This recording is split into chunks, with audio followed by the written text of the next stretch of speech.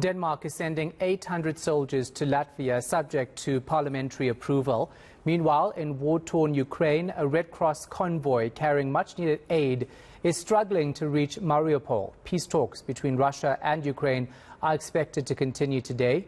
Our correspondent Olly Barratt joins me now live from Riga in Latvia for more on this story. So just talk to us about the military intervention in Latvia. Of course, Denmark is waiting for parliamentary approval to send 800 soldiers there. What's the point of this, Olly?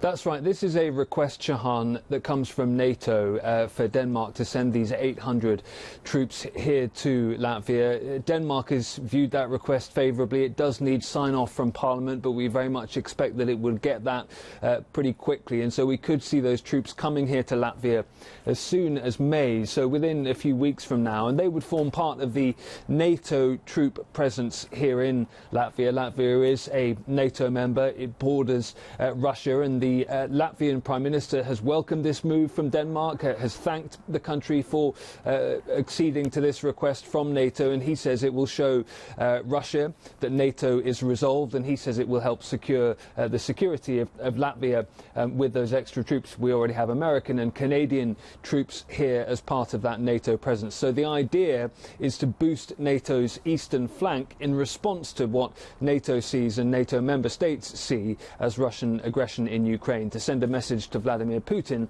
that he couldn't go any further than that, and that those NATO countries that border Russia as well have the full backing of the alliance and their member states. And let's talk about Mariupol in the Ukraine. It's been one of the hardest hit areas, and getting aid into that area has been very difficult. The Red Cross convoy now struggling to get in as well.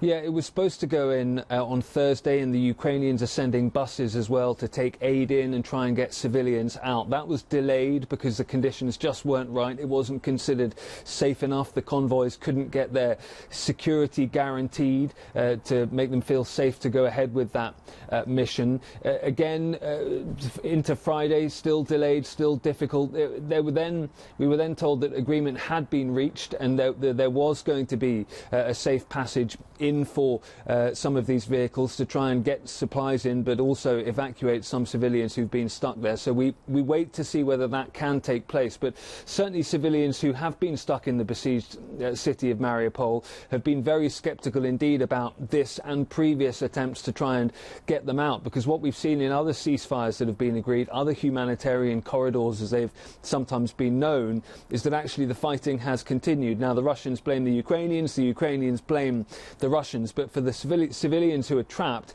they often feel they simply don't want to make that journey out because they don't feel safe to do so. And let's talk about whether or not we're any closer to seeing any side actually win this war, because the peace talks are ongoing for some time now. Is Ukraine making any gains when it comes to this war in particular areas where they find the Russians are actually, hitting hard or backing off?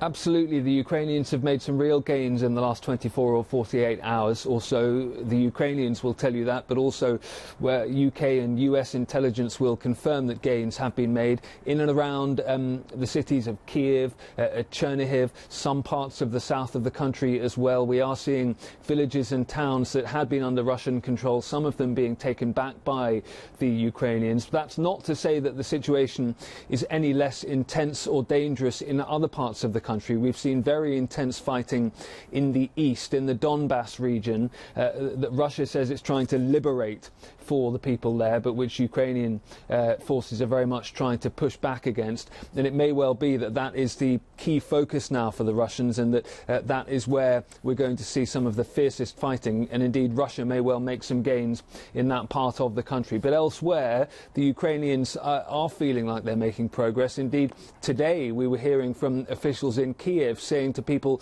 don't come back just yet, even though it seems to be a safer situation in Kiev than we've had for some time. Officials are slightly worried that too many people are going to come back to the city, and we could see further outbreaks of fighting. But that gives you a sense, I think, of how much safer Kiev feels at the moment, is that some Ukrainians who had fled are considering going back. And this is quite interesting. Ukraine won't confirm or deny a helicopter strike on an oil depot in Russia. Yeah, 20 or 30 kilometres inside the Russian border, Belgorod is the city, and the local officials there say that 2 Ukrainian helicopters fired missiles at that site, and it's been burning ever since. Now, Ukraine will not confirm or deny that they carried out that attack, but if they did, and there does seem to be growing evidence now that it was Ukrainian helicopters that may have struck this particular site, that would be the first time that we know about that Ukrainian forces have gone forward with some kind of attack in Russian territory, over in Russian airspace on Russian soil. So that would be one very much to watch going forward. Is that part of a new strategy by Ukraine? How is Russia going to respond? Yeah. And lastly, let's talk about the peace talks that are happening online. Given that both sides are now clearly, well, not clearly because Ukraine won't confirm it, are attacking each other, is this going to move forward at all? It's really hard to know. One of the things was that going into the peace talks, this round of online peace talks, the Kremlin said that given that attack at that oil facility in Russian territory, that made these discussions today not particularly comfortable, was how Dmitry Peskov, the Kremlin spokesman, described it. So it's hard to know whether these round of peace talks are going to make any particular progress. We've been hearing from the Turkish president. He's been speaking to Vladimir Putin today, suggesting that the talks do need to make progress and suggesting that he could host further rounds of talks in Turkey going forward too. Very much remains to be seen whether these two sides can make any particular progress. And just bringing it back briefly to Latvia, the defence minister of this country has been saying today that he doesn't believe that any ceasefire should be something that people hold trust in, if that is indeed to be agreed. He's compared Vladimir Putin to Adolf Hitler. He says his behaviour is Hitler-like, and he says what the Europeans need to do now is stop buying Russian oil and gas to make sure that Vladimir Putin doesn't feel emboldened to continue with this type of aggression. All right, we can leave it right there. Our correspondent, Olly Barratt, is in Riga in Latvia.